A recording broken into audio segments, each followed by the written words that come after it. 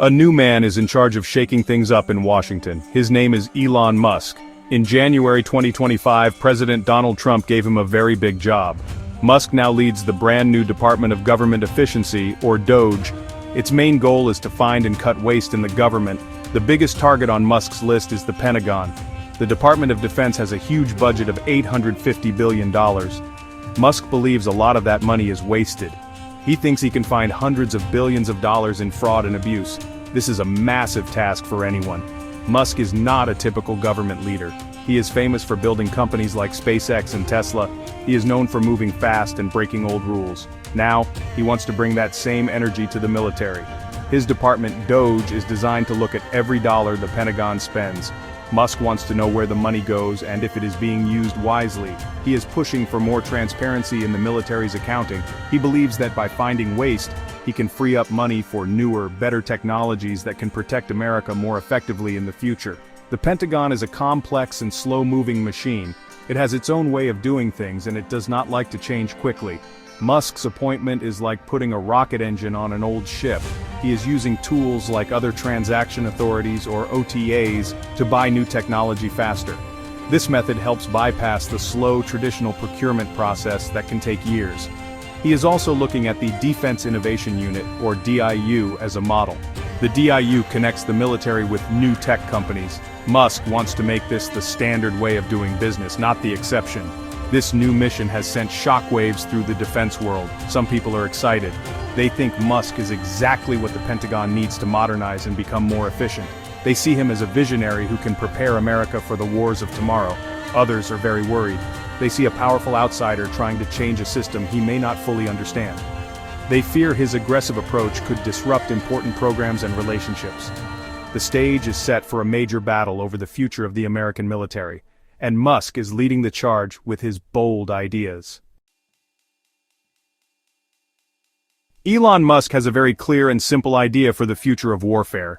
He believes the next major conflict will not be won with giant expensive ships or piloted fighter jets. Instead, he argues that the future belongs to autonomous drones.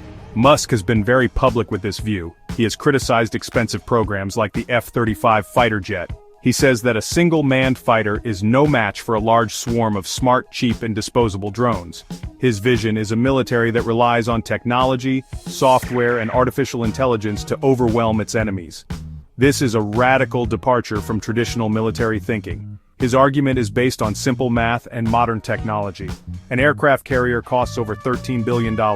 A single F-35 jet costs around $80 million. For the price of one carrier group, Musk believes the US could build millions of advanced drones. These drones could work together, controlled by AI, to create a nearly unstoppable force. They could be used for surveillance, attack, and defense. Because they are autonomous, no human pilots would be put in harm's way. This idea is not just a fantasy. The technology is rapidly developing and Musk wants to push the Pentagon to invest heavily in it now. This vision has strong supporters even within the defense community. Former Navy Secretary Richard Danzig has argued that the Pentagon's old buying system is broken. He noted that even the Biden administration had to go around the normal process to get its hands on advanced drones. A recent report from experts like Michael Bloomberg and former Marine Commandant General David Berger also supports this shift. They recommended that up to 15% of the entire defense budget should go to a special office for new, innovative technologies that can be used across all military branches. This shows that Musk is not alone in his thinking. The Replicator program is a small step in this direction. It is a Defense Department initiative that aims to build tens of thousands of cheap, autonomous systems. However, its funding is currently very small, at only about $500 million per year. Musk and his supporters see this as a good start, but believe it is not nearly enough. They want to slash funding for big legacy platforms and pour that money into programs like Replicator. They believe that the country that masters drone swarm technology first will have a decisive advantage in any future conflict, making this shift a matter of national survival. Not everyone agrees with Elon Musk's vision of a drone-filled future. Many powerful people in the Navy and in Congress strongly disagree. To them, giant aircraft carriers are not just weapons, they are floating symbols of American power and influence. For decades, when a crisis erupts anywhere in the world, the first question a president asks is, where are the carriers? These massive ships can project force across the globe, carrying dozens of fighter jets, helicopters, and thousands of sailors. Traditionalists argue that a swarm of drones simply cannot replace that kind of presence, power, and psychological impact on the world stage. The resistance to Musk's ideas is deeply rooted in tradition and experience. Military leaders have trained their entire lives to operate and command these complex systems. They believe that the human element in warfare is irreplaceable.